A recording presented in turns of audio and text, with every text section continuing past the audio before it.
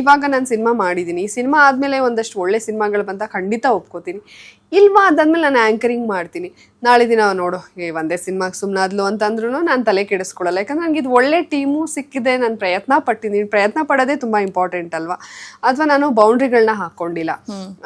ಈಗ ಆ ಪಾತ್ರಕ್ಕೆ ನಾವು ಸೂಟ್ ಆಗೋದಾದರೆ ಆ ಸ್ಕ್ರೀನ್ನಲ್ಲಿ ಆ ಪಾತ್ರಕ್ಕೆ ಯಾವ ರೀತಿ ಬೇಕೋ, ಏಜು, ಫಿಸಿಕ್ಕು ಹಂಗಿದ್ದಾಗ ನಾವು ಯಾಕೆ ಬೇಜಾರು ಮಾಡ್ಕೊಳ್ಬೇಕು ಅಲ್ವಾ? ಈ ಮೇಲು ಫೀಮೇಲು ಆ ಡಿಸ್ಕ್ರಿಮಿನೇಷನಿಂದ ಅದು ಹಾಗೆ ಇರಬೇಕಾ? ಹಾಗಾದರೆ ಈ ಹೀರೋಗಳು ಅಂದರೆ ಎಲ್ಲ ಸ್ಯಾಂಡಲ್ವುಡ್, ಕಾಲಿವುಡ್, ಬಾಲಿವುಡ್ ಎಲ್ಲ ತೊಗೊಂಡ್ರು ಅವ್ರು ಎಷ್ಟು ಏಜ್ ಆದರೂ ಕೂಡ ಅವರು ಸೂಪರ್ ಸ್ಟಾರ್ ಆಗೇ ಇರ್ತಾರೆ. ಯಾಕೆ ಹೆಣ್ಮಕ್ಳಿಗೆ ಒಂದು ಈಗ ನಾವು ತುಂಬ ದಪ್ಪ ಆಗಿಬಿಟ್ವಿ, ಇಲ್ಲ ನಾವು ಆ ಪಾತ್ರಕ್ಕೆ ಸೂಟ್ ಆಗಲ್ಲ ಅಂದರೆ ಓಕೆ, ಪಾತ್ರಕ್ಕೆ ಸೂಟ್ ಆಗೋದಾದರೆ ಗಂಡು ಮಕ್ಳಿಗಿರೋ ಅಂಥ ಇದು ಯಾಕೆ ಹೆಣ್ಮಕ್ಳಿಗಿಲ್ಲ? ಅದನ್ನು ನಾನು ಖಂಡಿತ ಪ್ರಶ್ನೆ ಮಾಡೇ ಮಾಡ್ತೀನಿ.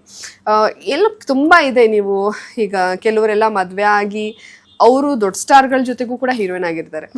ನಂದೇನಾಗಿದೆ ಅಂದರೆ ನಾನು ಜರ್ನಿ ಶುರು ಮಾಡ್ತಾ ಇರೋದು ಮಗ ಎಲ್ಲ ಆದ್ಮೇಲೆಲ್ಲ, ಹಾಗಾಗಿ ಪ್ರಶ್ನೆ ಮೂಡುತ್ತೆ.